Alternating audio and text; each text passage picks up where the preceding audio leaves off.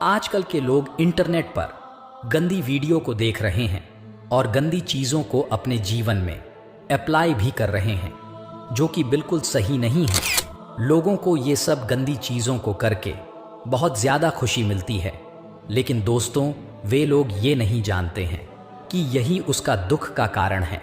आजकल स्त्री हो, पुरुष हो या कोई यंग लड़का लड़की, संभोग करते टाइम वो एक दूसरे के प्राइवेट पार्ट में अपने मुंह को लगाते हैं और सोचते हैं कि उन्होंने बहुत बड़ा काम कर दिया। खैर, सबकी अपनी मर्जी है, जिसे जो अच्छा लग रहा है वो कर रहे हैं। लेकिन आज मैं आप सभी को एक बौद्ध कहानी के माध्यम से शरीर के दो ऐसे अंग बताऊंगा जहां भूलकर भी अपने मुंह को नहीं लगाना है और ना ही अपने जीभा को उसमें डालना चाहिए। एक स्टडी के मुताबिक बौद्ध कहानी जीवन में परिवर्तन लाने का एक अच्छा और सबसे सरल उपाय है। इसलिए दोस्तों, आज के इस वीडियो को पूरा अंत तक ज़रूर देख लेना। वीडियो बहुत छोटी सी होंगी, लेकिन आपको एक अच्छी जानकारी मिलेगी जिससे आपका जीवन बर्बाद होने से बच जाएगा। उससे पहले कि आप इस कहानी में खो जाएं, डिवाइन सत्संग ओम यूट्यूब चैनल को अभी सब्सक्राइब कर लें।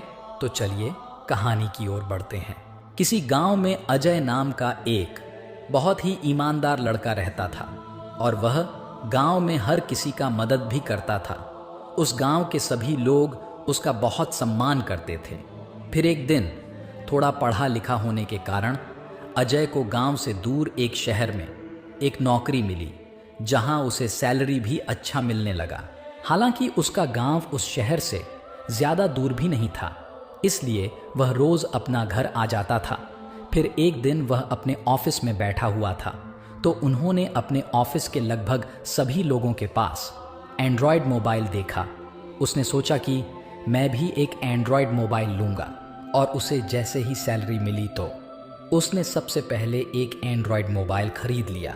उसके बाद वह एक दिन रात को इंटरनेट पर कुछ सर्च कर रहा था तो अचानक उसके सामने एक वेबसाइट आता है, और जैसे ही वह उस पर क्लिक करता है वैसे ही उसके मोबाइल पर एक गंदा वीडियो चलना स्टार्ट हो जाता है। इस तरह की वीडियो वह पहली बार देख रहा था, इसलिए उसे अच्छा लग रहा था और उस दिन वह बहुत देर तक गंदी वीडियो को देखता रहा। दोस्तों, आप समझ सकते हैं कि मैं किन वीडियो की बात कर रहा हूं। खैर, जाने दीजिए। वह लड़का जब भी काम से घर लौट कर आता तो वह इन वीडियो को ही देखता रहता। ऐसे करते करते ये चीज़ अब उसका आदत बन चुका था। फिर एक दिन उसने सोचा कि वीडियो देखकर इतना मज़ा आ रहा है तो मैं शादी ही कर लेता हूँ। रियल में करूँगा तो मुझे और मज़ा मिलेगा। और उसने एक सुंदर लड़की को देखकर शादी भी कर ली। उसके बाद वह जैसा जैसा वीडियो में देखा था उन सभी चीज़ों को अपने वाइफ के साथ भी करने लगा। उसे ये सब करके बहुत खुशी मिलती थी। ऐसा करते करते कुछ साल बीत गया। फिर अचानक एक दिन उसके कंपनी ने उसे काम से निकाल दिया। उसके बाद वह घर पर आकर बेरोजगार हो गया। कुछ दिन बिताने के बाद वह दूसरे कंपनीज में काम मांगने के लिए जाने लगा, लेकिन उसे एक भी कंपनी ने काम पर नहीं रखा। बेरोजगार होने के कारण वह गांव में लोगों से उधार मांगना शुरू कर दिया। गांव में लोग उसका सम्मान करते थे, इसलिए कुछ लोगों ने उसका मदद भी कर दिया, परंतु उसने समय पर पैसा नहीं लौटा पाया।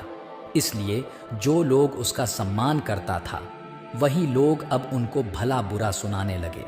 उसके बाद गांव के लोगों ने भी उसका मदद करना बंद कर दिया। वह लड़का किसी को कुछ बोलने मात्र से ही हर कोई उसे भला बुरा कहने लगता। इस तरह से वह बहुत परेशान होने लगा। उसे समझ नहीं आ रहा था कि उसके साथ ये सब क्या हो रहा है। कुछ समय पहले ही उसका एक अच्छा खासा नौकरी था, गांव में सभी उसका सम्मान करता था, परंतु अब हर चीज़ उसके साथ उल्टा होने लगा। फिर एक दिन वह YouTube देख रहा था तो उसके गांव के लड़के को उसने वीडियो पर देखा। वीडियो में वह एक बौद्ध साधु के बारे में बता रहा था कि वह बौद्ध भिक्षु हर किसी की परेशानी को दूर कर सकता है। तब अजय देर ना करते हुए अगली सुबह उस बौद्ध भिक्षु के पास चला गया। उसने उस बौद्ध भिक्षु को अपनी सारी परेशानी को बताया और बोला कि हे महात्मा, मुझे इस संकट से बाहर निकालिए। मेरा जीवन तहस नहस हो चुका है। मुझे कोई उपाय बताए जिससे मेरा सब कुछ ठीक हो सके। उस बौद्ध भिक्षु ने उसकी हर एक बात को ध्यानपूर्वक सुना और कहा कि हे बालक, तुम अभी घर जाओ और घर जाकर अपने पत्नी से बहुत प्यार करना। जब तक तुम्हारा मन न भर जाए तब तक तुम संभोग करना, उसके बाद मेरे पास आना। उस लड़के ने बौद्ध भिक्षु की बात मानकर घर आया और अपने पत्नी से प्यार करने लगा। अपने पत्नी को जी भर के किस करने लगा, परंतु उसका सबसे गंदी आदत जो थी वो ये था कि उसे अपने पत्नी के मलद्वार को चाटने में बहुत अच्छा लगता था।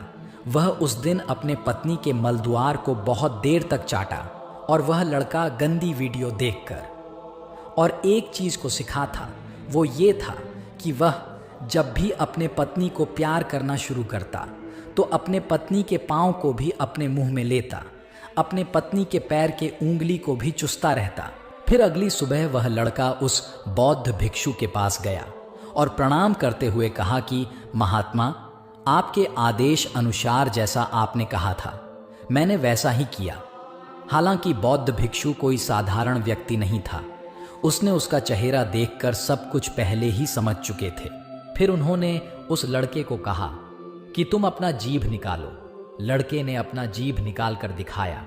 उसके बाद उस बौद्ध भिक्षु ने कहा, वैसे तो तुम जैसे पापियों का शकल देखने मात्र से सामने वालों का दिन खराब हो जाता है, परंतु तुम मेरे पास मदद के लिए आए हो, इसलिए मैं तुम्हारा मदद जरूर करूंगा।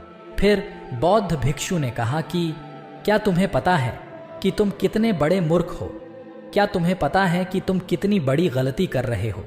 क्या तुम्हें यह पता है कि तुम्हारे मुंह में, तुम्हारा जीभा में किनका वास होता है? अरे मूर्ख बालक, जिस मुंह से तुम भोजन ग्रहण करते हो, जिस जीभा का इस्तेमाल करके तुम अपने वाणी को लोगों के सामने प्रकट करते हो, वही मुंह को अपनी स्त्री के मलद्वार में लगाते हो। तुम वही मुंह को अपनी स्त्री के पैरों में स्पर्श कराते हो। क्या तुम्हें ये पता नहीं है कि मनुष्य के जीभा में मां सरस्वती का वास होता है?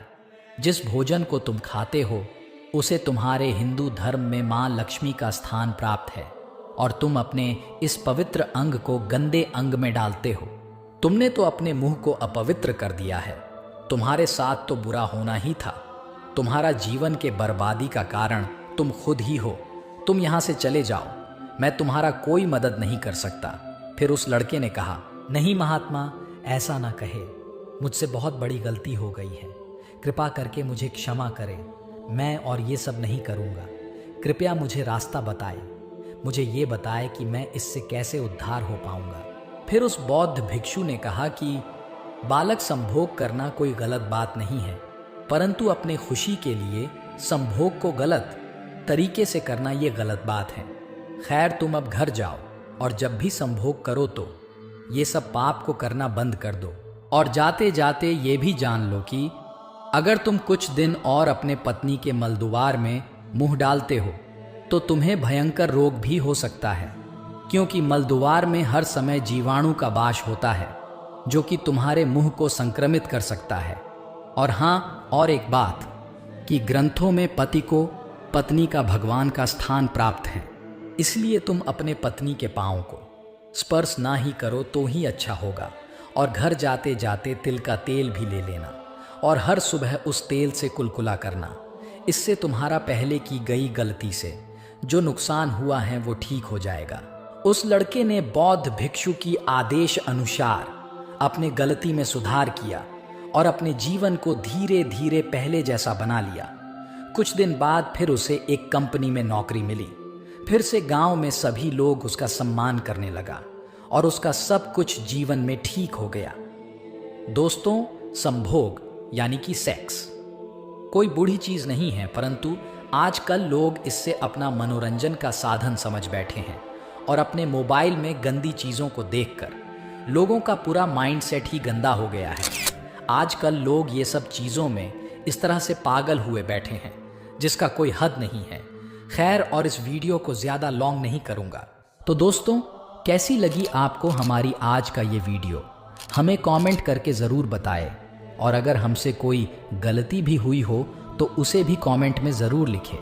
साथ ही वीडियो को एक लाइक अवश्य करें। आपका एक लाइक ही मेरे और मेरे पूरे टीम का मोटिवेशन का कारण बन सकता है। इसी के साथ आपसे विदा लेते हुए आज के इस वीडियो को हम यहीं पर समाप्त करते हैं। मैं मिलूंगा आपको फिर से एक इंस्पायरिंग कहानी के साथ। तब तक के लिए अपना ख्याल रखें। धन्यवाद।